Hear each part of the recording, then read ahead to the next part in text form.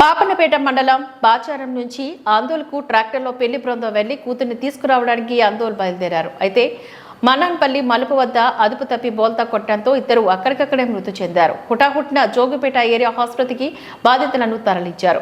కాగా అక్కడ కూడా పరిస్థితి విషమించడంతో కొందరిని 15 మందిని సంగారెడ్డికి తరలించారు. ఇంకా మృతుల సంఖ్య పెరిగే అవకాశం ఉంది.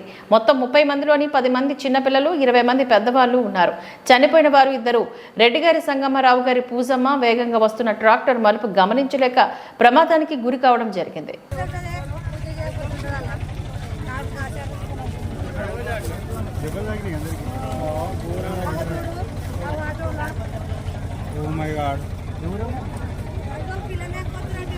పెళ్లి పోయి వస్తున్నామన్నా పిల్లలు దానికే వస్తారు.